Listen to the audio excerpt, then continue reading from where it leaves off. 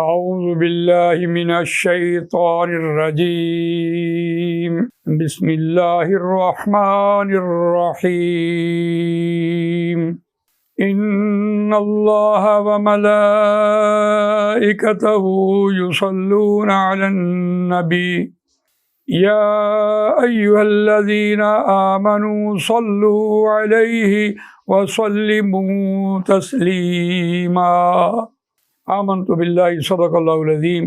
رب اشرح لی صدری ویسر لی امری واحلل عقدۃ من لسانی یفقہوا قولی اللہم ارنا الحق حقا وارزقنا اتباعہ وارنا الباطل باطلا وارزقنا اجتنابہ آمین یا رب العالمین۔ دوستو اور بزرگو،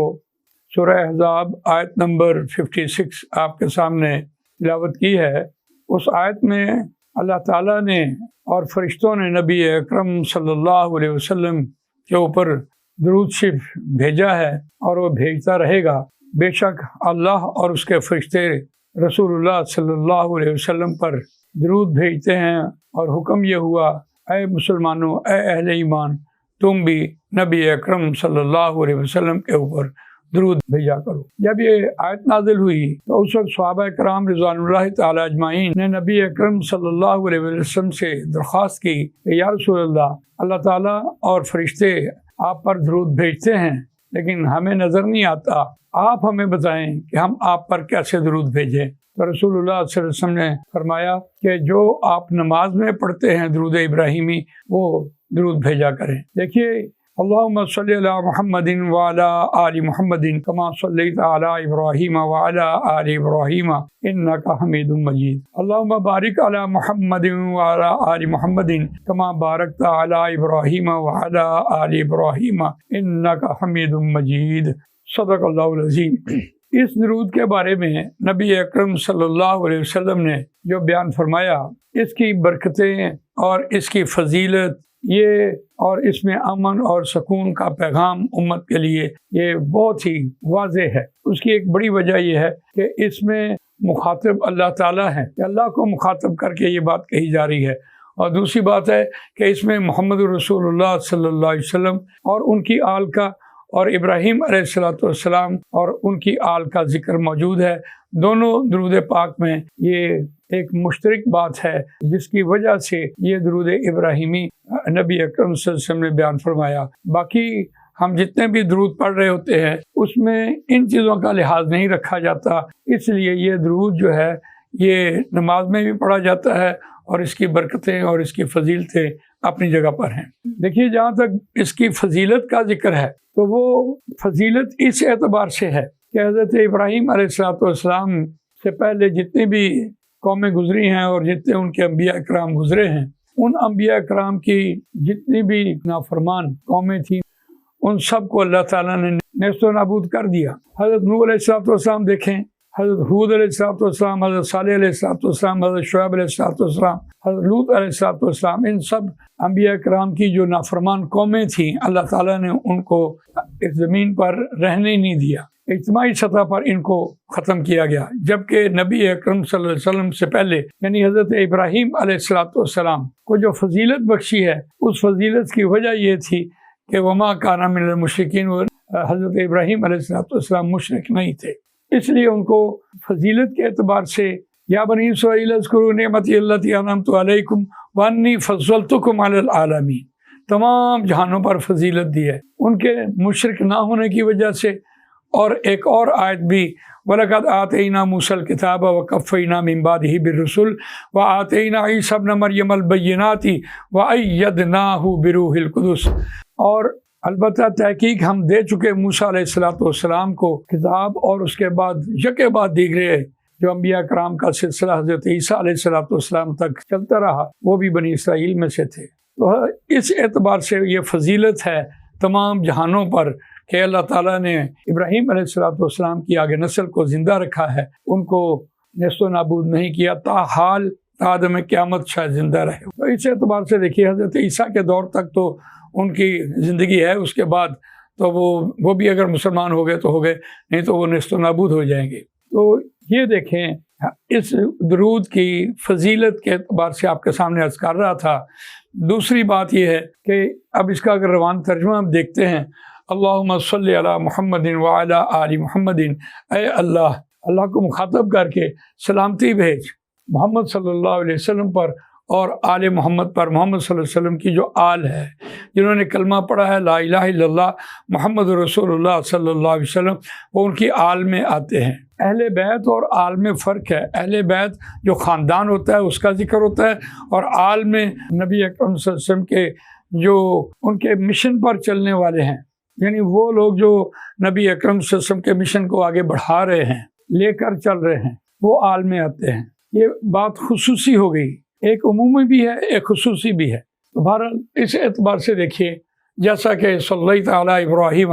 کما صلی تعالیٰ ابراہیم، ابراہیم علیہ السلام کو تو نے سلامتی بخشی ہے، تو سلامتی اس اعتبار سے کہ زندہ رکھا ہے۔ وعلیٰ آل ابراہیم، اور ابراہیم علیہ السلام کی آل کو حضرت موسیٰ اور حضرت عیسیٰ علیہ السلام تک، انکا حمید مجید، بے شک تو ہی از خود جس کی حمد ہو رہی ہو اور از خود بزرگی والا ہے تو۔ اللہم صلی علی، اللہم بارک علی محمد وعلی آل محمد،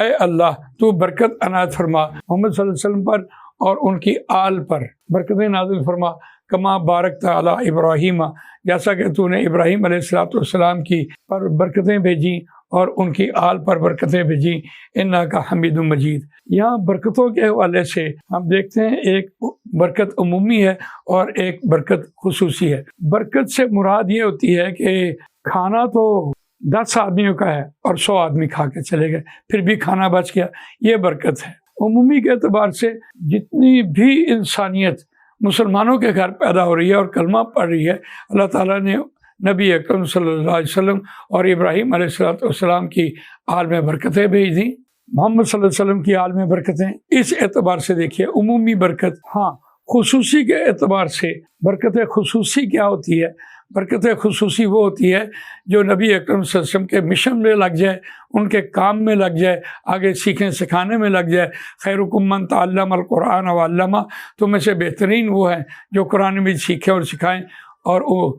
بلغوا عنی ولو آیا، آگے اس آیت کو آگے پہنچائیں، اپنی یاد دہانی کے لیے اس کو یاد رکھیں۔ یہ بات مجھے اس وقت سمجھ آئی جب میں ایک اسکول کے ایک کلاس میں پڑھا رہا تھا اور 7ویں جماعت کا ایک بچہ حافظ تھا، تو میں نے ان کو تیار کیا آگے پڑھانے کے لیے۔ تو جب وہ پڑھا کر آئے تو میں نے پوچھا سناؤ بھی کیا حال ہے؟ تو انہوں نے کہا کہ قاری صاحب کلاس شور کرتی رہی۔ تو مجھے اس وقت اس بات کا ہنسی بھی آئی اور خوشی بھی ہوئی اور ایک احساس بھی ہوا، اور میں نے اس بچے کو خوشخبری بھی سنائی کہ اب تم استاد بنے ہو، جو استاد کی اصل پرابلمز ہوتی ہیں ان میں تم شامل ہو گئے ہو۔ استاد کی اصل پرابلم یہ ہوتی ہے کہ جو کلاس ہے وہ شور نہ مچائے اور ان کی بات دھیان سے سنیں۔ آج جب آپ بیان کرنے کے لیے گئے تو کلاس شور مچا رہی تھی، آپ بڑے ڈسٹرب ہوئے، تو یہ ہماری صف میں آ گیا۔ جیسے نبی اکرم صلی اللہ علیہ وسلم کی صف میں وہ لوگ جو دین کا کام آگے قرآن مجید سکھا رہے ہیں اور آگے پہنچا رہے ہیں، وہ لوگ ان کی صف میں آتے ہیں تو وہ برکت خصوصی میں آتے ہیں۔ اس کے جو فضائل ہیں، فضائل کے اعتبار سے اس میں برکتیں اور اس کا ورد نبی اکرم صلی اللہ علیہ وسلم کی بشارت ہوتی ہے، نبی اکرم صلی اللہ علیہ وسلم کی زیارت ہوتی ہے، اور اس گھر میں برکتیں نازل ہوتی ہیں، اور نبی اکرم صلی اللہ علیہ وسلم کے اوپر درود بھیجنے والا جو ہے وہ اللہ کا مقرب ترین انسان بنتا چلا جاتا ہے، اس کی نیکیوں میں اضافہ ہوتا چلا جاتا ہے، اس کے گناہ دھلتے چلے جاتے ہیں، اور ہر دم یہ نبی اکرم صلی اللہ علیہ وسلم تاکہ یہ درود ان کا پہنچتا ہے۔ مجھے بڑی اچھی طرح ایک بات یاد ہے کہ ایک ہمارے دوست حج کر کے آئے تو میں نے ان سے پوچھا کہ کیا حال ہے؟ کہنے لگے اس مرتبہ ایک عجیب سا ہی واقعہ ہوا ہے۔ کہنے لگے کہ میں مدینہ شریف کے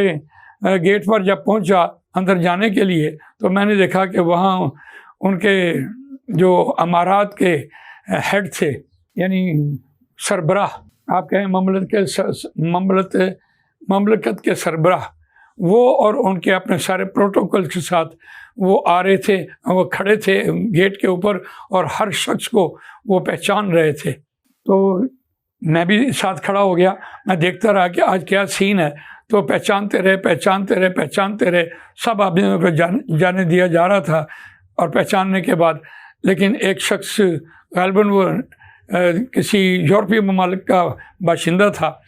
اور وہ جب سامنے آیا تو انہوں نے اس کو روکا اور دیکھا اور اس سے اس کا تعارف لیا، پوچھا۔ تو وہ ٹیلی ہو گیا تو پوچھا گیا کہ کیا وجہ ہوئی. انہوں نے کہا کہ میں نے اس شخص کو رات میں خواب میں دیکھا ہے اور نبی اکرم صلی اللہ علیہ وسلم میری خواب میں آئے ہیں کہ یہ شخص جو ہے یہ میرا مہمان ہے. اس نے اپنی زندگی میں نبی اکرم صلی اللہ علیہ وسلم کی ذات اقدس پر درود ابراہیمی کثرت سے بھیجا. یعنی یوں سمجھیں کہ نبی اکرم صلی اللہ علیہ وسلم کیا وہ مہمان ٹھہرا. تو کہ یہ کتنا بڑا اعزاز ہوا جو میں نے ابھی آپ کے سامنے یہ میں نے خود ایک جو وہاں سے ہمارے دوست حج کر کے آئے تو انہوں نے مجھے یہ بات بتائی. اللہ تعالیٰ ہمیں بھی یہ توفیق عنایت فرمائے اور ہمارے کام میں بھی اللہ تعالیٰ برکتیں ڈالے تاکہ ہمیں بھی یہ جو برکات ہیں نصیب ہوں. جزاک اللہ خیر. سبحانک اللہم و بحمدک نشہد ان لا الہ الا انت نستغفرک و نتوب الیک.